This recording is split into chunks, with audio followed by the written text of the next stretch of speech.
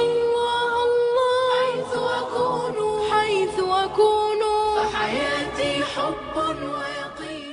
প্রিয় হাজরিন, ইতোমধ্যে হজের আনুষ্ঠানিকতা শুরু হয়ে গেছে। আরবি ক্যালেন্ডার অনুযায়ী আজকে বাংলাদেশে 7 জিলহাজ, কিন্তু সৌদিতে আজ 8 জিলহাজ। সেই হিসাবে হজের আনুষ্ঠানিকতা শুরু হয়ে গেছে।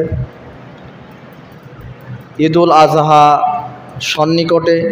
আগামী সোমবার ঈদুল আজহা বাংলাদেশে অনুষ্ঠিত হবে। প্রসঙ্গত কারণেই আমরা আজকে ঈদুল আজহার যাবতীয় মাসআলা নিয়ে আলোচনা করব ইনশাআল্লাহ। আজকে আলোচনার প্রথম বিষয় হচ্ছে ঈদুল আজহার দিন আমরা কি করব, আমাদের করণীয় কি। ঈদের দিন তাকবীর পাঠের মাধ্যমে আল্লাহ তাআলাকে বেশি বেশি স্মরণ করা। তাকবীর পাঠের মাধ্যমে আল্লাহ তাআলাকে বেশি বেশি স্মরণ করা। নারী পুরুষ সকলেই, পুরুষেরা উচ্চ আওয়াজে, নারীরা নীরবে। আল্লাহু আকবার, আল্লাহু আকবার, লা ইলাহা ইল্লাল্লাহু আল্লাহু আকবার, আল্লাহু আকবার ওয়ালিল্লাহিল হামদ।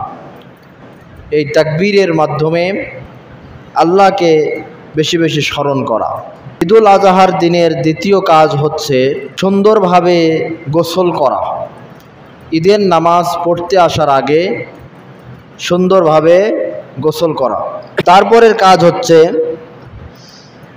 মার্জিত পরিষ্কার পরিচ্ছন্ন কাপড় পরিধান করা।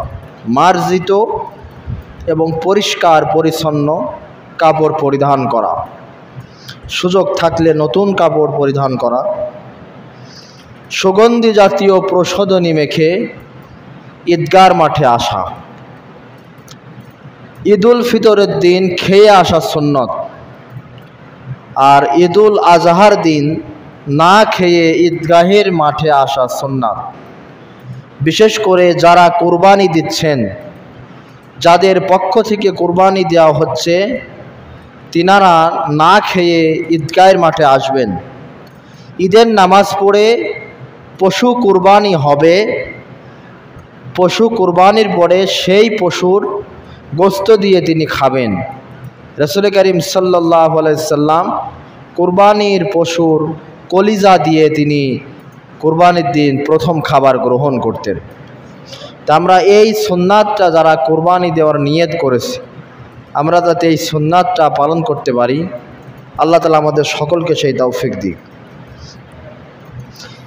এরপরে ঈদগাহ মাঠে হেঁটে আসা সুন্নাত। পায়ে হেঁটে ঈদগাহে মাঠে আসা এটি সুন্নাত। তবে যদি কারোর একান্ত ওজর থাকে, পায়ে সমস্যা, হাঁটতে পারে না, তাহলে সে বাহন ব্যবহার করতে পারবে। তবে স্বাভাবিক অবস্থায় ঈদগাহ মাঠে পায়ে হেঁটে আসা সুন্নাত। আসার সময় এক পথ দিয়ে আসা, যাবার সময় অপর পথ দিয়ে ফেরত যাওয়া। এরপরে ঈদের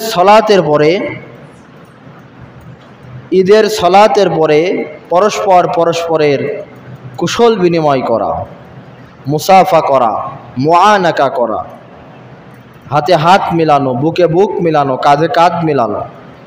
তাকাব্বালাল্লাহু মিন্না ওয়া মিনকুম, এভাবে করে সুন্নাত মোতাবেক শব্দ দিয়ে পরস্পরের মাঝে ঈদের শুভেচ্ছা বিনিময় করা।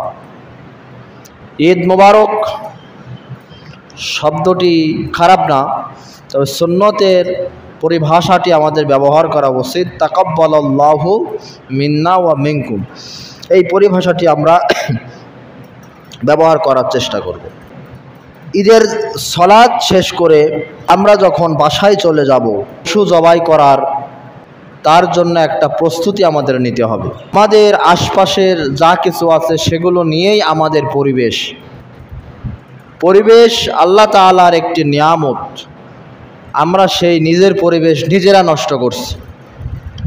তো পরিবেশ সংরক্ষণ করা, পরিবেশটাকে পরিষ্কার পরিচ্ছন্ন রাখা, এটা আমাদের নৈতিক দায়িত্ব, ঈমানি দায়িত্ব। সুতরাং যেখানে আপনার কোরবানির পশুটা জবাই করবেন, আগে থেকেই পূর্ব প্রস্তুতি নিয়ে রাখবেন। অনেক ক্ষেত্রে দেখা যায় ইমাম সাহেব কোরবানির পশু বা যিনি কোরবানির পশু জবাই করবেন, তিনি যখন যাচ্ছেন তখন তিনি প্রস্তুতি নিচ্ছেন, কোথায় জবি করবে, কোথায় গর্ত খনন করবে, পানি নিয়ে আসো, এই নিয়ে আসো। আপনি আগে থেকেই প্রস্তুতি নিয়ে থাকবেন। কোথায় কোরবানির পশুটা জবাই করবেন, জবাই করতে হলে সেখানে রক্ত যাবে, রক্তটা মাটিতে পুঁততে হবে, সেখানে কিছুটা খনন করতে হবে। কোথায় কি করবেন, কলার পাতা কাটা লাগতে পারে, বা গোস্তটা যেখানে রাখবেন সেখানে কিছু জিনিস লাগতে পারে। প্রয়োজনীয় সব কিছু আপনি রেডি করে রাখবেন, এবং কোনো অবস্থাতেই যাতে পরিবেশ দূষিত না হয়, দুর্গন্ধ না ছড়ায়, সেদিকেও আমাদের খেয়াল রাখতে হবে। এবার কোরবানির পশু জবাই হবে। কোরবানির পশু, নিজের পশু নিজে জবাই করা হচ্ছে সুন্নাত। কোরবানির পশু, নিজের পশু নিজে জবাই করা সুন্নাত। যদি না পারেন তাহলে যখন পশু জবাই হবে তখন পশুর সামনে উপস্থিত থাকবেন। কোরবানি পশু জবাইয়ের সময় আমরা বহুল প্রচলিত একটি ভুল বাক্য বলে থাকি, এটা আমরা অনিচ্ছাকৃতভাবে বলি, আল্লাহ আমাদের ক্ষমা করুন, ইচ্ছাকৃতভাবে বলি না, যে কোরবানি কার নামে হবে, আমার নামে, মায়ের নামে, নাকি বাপের নামে, নাকি কার নামে। মূলত কোরবানি হবে আল্লাহর নামে। ফসল্লি লিরাব্বিকা ওয়ানহার, সালাত পড়ো এবং আল্লাহর নামে কোরবানি করো। ইন্না সলাতি ওয়া নুসুকি ওয়া মাহইয়ায়া ওয়া মামাতি লিল্লাহি রাব্বিল আলামিন। নিশ্চয় আমার নামাজ, আমার কোরবানি, আমার জীবন, আমার মরণ সব কিছু আল্লাহর জন্য। সুতরাং কোরবানি, আকিকা এগুলো সব আল্লাহর নামে আমাদের পক্ষ থেকে যাবে, আমাদের পক্ষ থেকে আল্লাহর নামে কোরবানি।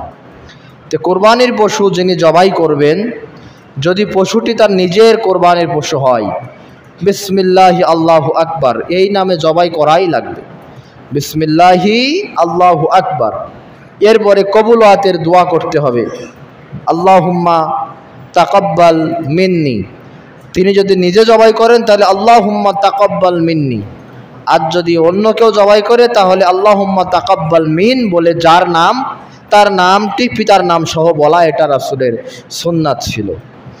রাসূল করিম সাল্লাল্লাহু আলাইহি সাল্লাম কোরবানি যখন দিতেন তখন দোয়া পড়তেন এভাবে, যে এই কোরবানির পশুটি মুহাম্মদ সাল্লাল্লাহু আলাইহি সাল্লাম এবং তার পরিবারের পক্ষ থেকে কবুল করো। তো অনেকেই প্রশ্ন করেন যে আমি তো টাকা দিয়ে কোরবানি দিচ্ছি, আমার মায়ের পক্ষ থেকে দেওয়া যাবে কেন? হ্যাঁ, দেওয়া যাবে, অসুবিধা নাই। তবে কোরবানি আপনার পরে ওয়াজিব হয়েছে, আপনার পক্ষ থেকেই দিবেন এবং পরিবারের পক্ষ থেকে। এই আরেকটি প্রশ্ন অনেকেই করেন যে যিনি মারা গেছেন, মৃত ব্যক্তির পক্ষ থেকে কোরবানি দেওয়া যাবে কি না? যিনি মারা গেছেন তার পক্ষ থেকে কোরবানি না দেওয়াই ভালো।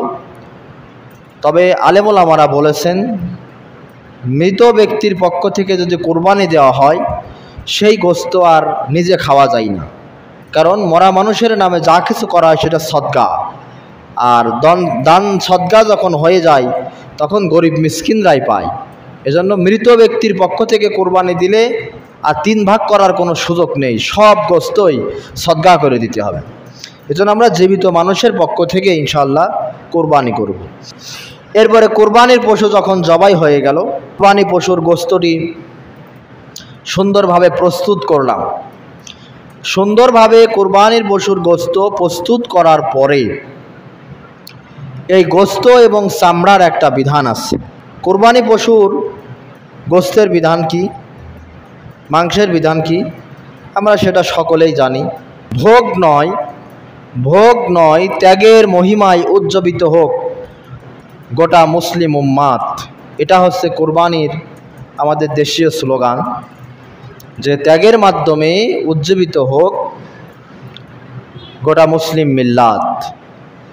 এবং পশু কোরবানির সাথে মনের পশুত্ব যাতে আমরা কোরবানি করতে পারি।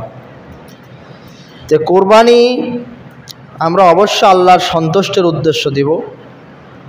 ফ্রিজ লোড করা বা গোস্ত খাওয়ার নিয়েতে কোরবানি দিলে তো কোরবানি আল্লাহর দরবারে এই তো হবে না, যেটা আমরা গত জুমায় বিস্তারিত আলোচনা করেছিলাম।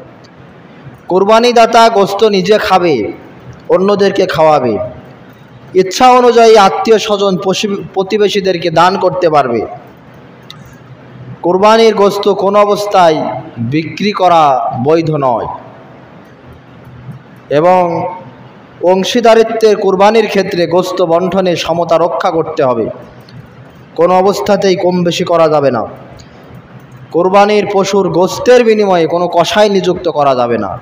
5 কেজি গোস্ত তোমাকে দেওয়া হবে, তুমি আমার কোরবানির ছাগলটা বা গরুটা প্রস্তুত করে দিবা, এর বিনিময়ে কোরবানির কসাই নিযুক্ত করা যাবে না। তবে কোরবানি হয়ে যাওয়ার পরে, গোস্ত ভাগ হওয়ার পরে, আপনি যদি আপনার ভাগ থেকে বা আত্মীয় স্বজনের ভাগ থেকে, বা যদি মনে করেন কসাইটি গরিব, সেখান থেকে মিসকিনের ভাগ থেকে কিছু দিতে পারেন। তবে ভাগ করার আগে বা এর বিনিময়ে, কোরবানির পশুর গোস্তের বিনিময়ে কসাই নিযুক্ত করা যাবে না। আমরা মুস্তাহাব নিয়ম যেটি জানি, যে কোরবানির পশুর গোস্ত 3 ভাগে ভাগ করতে হয়। 1 ভাগ নিজের, আর 1 ভাগ আত্মীয় স্বজন, আর 1 ভাগ যারা কোরবানি দেয়নি, একেবারেই গরিব, হতদরিদ্র, মিসকিন, সায়েল, তারা। আল্লাহ তাআলা পবিত্র কোরআনুল কারীমের ভিতরে কোরবানির গোস্তর বিধান সম্পর্কে বলেছেন। সূরাতুল হজের ভিতরে আল্লাহ তাআলা বলেছেন, ফাকুলু মিনহা ওয়া আতইমুল বাঈসা ওয়াল ফাকির। আল্লাহ তাআলা বলেছেন, তোমরা কোরবানির পশুর গোস্ত নিজেরা খাও এবং তাদেরকে খাওয়াও। নিজেরা খাও এবং তাদেরকে খাওয়াও। বাঈস, যারা তোমাদের কাছে চাইতে আসে এবং যারা দরিদ্র গরিব, তাদেরকে খাওয়াও। নিজে খাও এবং যারা তোমাদের কাছে চাইতে আসে এবং যারা গরিব, যারা মিসকিন, তাদেরকে খাওয়াও। আর আত্মীয় স্বজনের ভাগ, আমরা অনেকে বলি দাই দাইদির ভাগ, এটা মাথায় রাখবেন, দাই দাইদির ভাগ বলে কোনো ভাগ নেই। এটা আত্মীয় স্বজন, বন্ধুবান্ধব, পাড়া প্রতিবেশীর ভাগ। 2 নম্বর ভাগের গোস্ত তারাই পাবে যারা মোটামুটি একটু সচ্ছল, একেবারে গরিব না, মিসকিন না, হাত পাতেও না, কিন্তু কোরবানি দেয়নি। সেটা আপনার প্রতিবেশী হতে পারে, আপনার আত্মীয় স্বজন হতে পারে, তাদেরকে দিবেন। আর যেই ভাগটা আপনি এখানে পাঠাবেন, যারা মিসকিন, যারা দরিদ্র, যারা জাকাতের টাকা নেয়, ফিতরার টাকা নেয়, যারা নুন আনতে পান্তা ফোরাই অবস্থা, আপনারা বুঝবেন, তাদেরকে দিতে হবে। এবং চেষ্টা করতে হবে আত্মীয়র ভাগটা এভাবে বণ্টন করা, যে যেই সমস্ত আত্মীয় কোরবানি দেয়নি, মায়ের দিককর আত্মীয়, পিতার দিককর আত্মীয়, শ্বশুর শাশুড়ির দিককর আত্মীয়, যারা কোরবানি দেয়নি, আত্মীয়র ভাগগুলো তাদের মাঝে বণ্টন করার চেষ্টা করবেন। কারণ সকলেই এই দিন গোস্তের আশায় থাকে, যারা কোরবানি দেয়নি, যে কোন আত্মীয় স্বজন কোরবানি দিয়েছে, সেই গোস্তের আশায় থাকে। সুতরাং তাদেরকে আমরা মাহরুম করব না। একসাথে গোস্ত এনে বণ্টন করা খুবই উত্তম পদ্ধতি এখানে করা হয়, এতে সমানভাবে গোস্ত সকলেই পায়। তে এই সামাজিক কাজের সাথে আপনারা সকলেই সংযুক্ত হবেন। চামড়ার বিধান, চামড়া ব্যবসায়ীরা সিন্ডিকেট করে এই যে ক্ষতিটা করেছে, বছরের একটা সময় গরু, ছাগল, মহিষ, ভেড়া, এই চামড়া, এই কোরবানির চামড়ার দিয়েই আমাদের দেশের যেগুলো এতিমখানা, তারপরে কওমি মাদ্রাসা, লিল্লা বোর্ডিং, একটা ব্যাপক আয়ের উৎস ছিল এই চামড়ার টাকা। কিন্তু এক শ্রেণীর অসৎ ব্যবসায়ীরা এই চামড়ার সিন্ডিকেট তৈরি করে চামড়ার দাম কোথায় ছিল আর কোথায় নেমে এসেছে চিন্তা করেছেন? একটা গরুর চামড়া আগে কত হাজার টাকায় বিক্রি হতো, আর এখন কয়শো টাকায় বিক্রি হচ্ছে। একটা ছাগলের চামড়া কয়শো টাকায় বিক্রি হতো, আর এখন 100 টাকাও নিতে চাচ্ছে না। চামড়ার দাম কম, কিন্তু আপনি চামড়ার কোনো জিনিস কিনতে গেলে কি কম পাচ্ছেন? চামড়ার স্যান্ডেল, চামড়ার ব্যাগ কোথাও কম পাচ্ছেন না।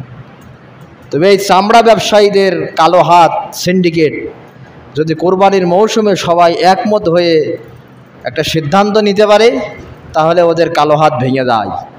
সেটি হচ্ছে সবাই একসাথে ঐক্যবদ্ধ হয়ে, যে এটা গরিবের হক ছিল, তো চামড়ার এই টাকাটা 200-300 টাকা নিজের পকেট থেকে দিয়ে ওই চামড়াগুলো সব পুঁতে ফেলতে হইতো। তাহলে বছরে যদি এই 1 বছরে কোরবানির চামড়া সব সংকট হয়ে যায়, ওই চামড়া ব্যবসায়ীদের সিন্ডিকেট একদিনে ভেঙে যেত। এখানে যদি রাষ্ট্রশক্তি একটু সুনজর দেয়, তবে এই সমাধান, এই সিন্ডিকেট ভেঙে যাবে ইনশাআল্লাহ। তো চামড়া, কোরবানি পশুর চামড়া নিজেরাও ব্যবহার করা যায়। যদি কেউ ব্যবহার করতে চান, দাবাগাত করে বিভিন্ন প্রক্রিয়ায় ব্যবহার করতে পারেন। তবে যদি বিক্রি করে দেন, সেই ক্ষেত্রে এই টাকাটা নিজের কাছে রাখা যাবে না।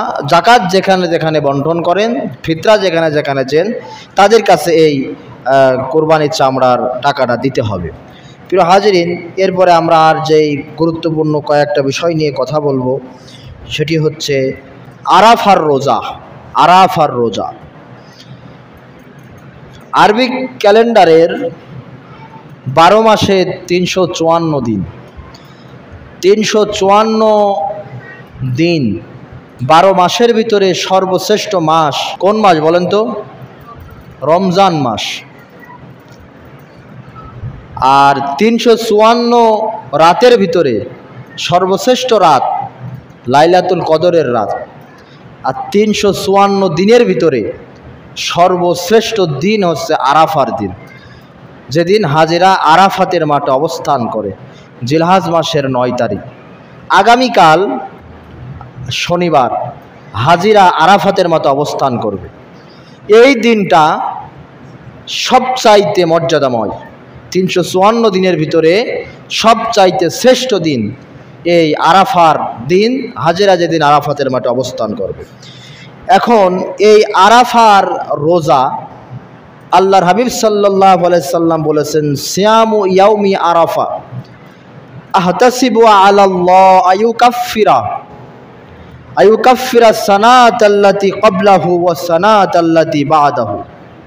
নবী সাল্লাল্লাহু আলাইহি সাল্লাম বলেছেন, আরাফার রোজা যারা রাখবে, আল্লাহর কাছে আমি আশাবাদী এই আরাফার রোজার মাধ্যমে 1 বছরের আগের গুনাহ এবং পরের গুনাহ, আরাফার রোজার মাধ্যমে পিছনের 1 বছর আর সামনের 1 বছরের সগীরা গুনাহ আল্লাহ তাআলা মাফ করে দেন। পেছনের 1 বছরের সগীরা গুনাহ, সামনের অগ্রিম 1 বছরের সগীরা গুনাহ আল্লাহ তাআলা আরাফার একটি রোজা রাখার মাধ্যমে মাফ করে দেন। সুবহানাল্লাহ।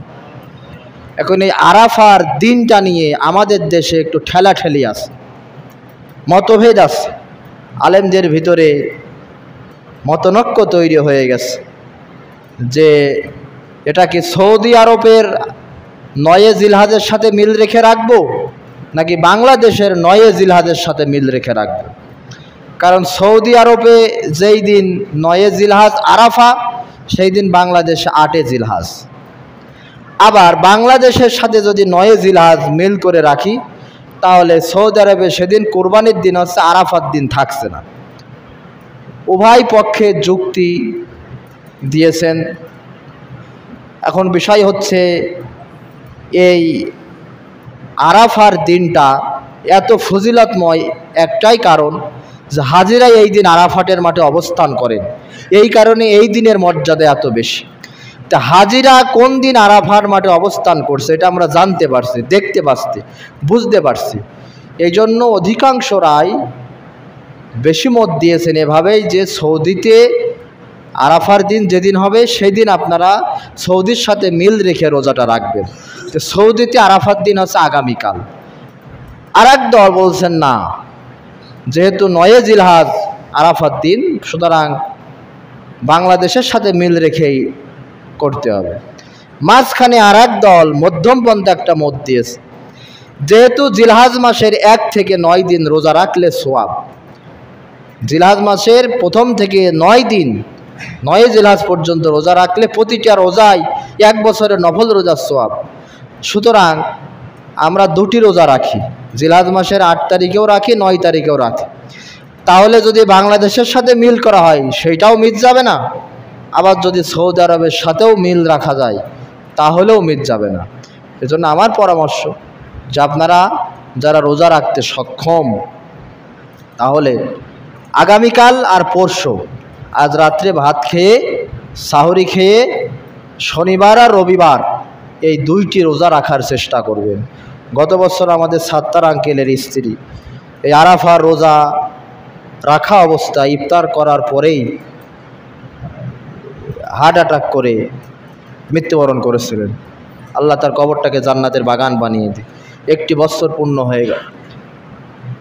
হাজিরিন, আমরা চেষ্টা করব এই রোজা 2টি রাখার। আরেকটি আমল আমাদের সকলের করতে হবে, 23 ওয়াক্ত নামাজে তাকবীরে তাশরিক উচ্চারণ করতে হবে। জিলহজ মাসের 9 তারিখ থেকে নিয়ে 13 তারিখ আসর পর্যন্ত, 9 তারিখ ফজর থেকে নিয়ে 13 তারিখ আসর পর্যন্ত। এটা আমাদের মুয়াজ্জিন সাহেব ফজরের সময় বা আগামীকাল ইশার পরে মনে করিয়ে দিবেন। রবিবার ফজর থেকে শুরু হবে, রবিবার ফজর থেকে শুরু হবে, বৃহস্পতিবার আসর পর্যন্ত চলবে। সকলেই বলেন তো, শুরু কবে থেকে? রবিবার ফজর থেকে, আর শেষ হবে বৃহস্পতিবার আসর। 23 ওয়াক্ত ফরজ নামাজ। প্রত্যেক ফরজ নামাজের সালাম ফিরানোর পরে নারী পুরুষ সকলেই জামাতের সাথে হোক একা হোক একবার করে পাঠ করা ওয়াজিব। আল্লাহু আকবার, আল্লাহু আকবার, লা ইলাহা ইল্লাল্লাহু, আল্লাহু আকবার, আল্লাহু আকবার, ওয়ালিল্লাহিল হামদ। এই আমলটা আমরা করব ইনশাআল্লাহ। আল্লাহ তাআলা আমাদের আজকের আলোচনা থেকে বাস্তব জীবনে আমল করার তৌফিক দিক। আমিন। ওমা তৌফিকি ইল্লা বিল্লাহ, আলাইহি তাওয়াক্কালতু ওয়া ইলাইহি উনীব। ওয়া আখিরু দাওয়ানা আনিল হামদুলিল্লাহি রাব্বিল আলামিন।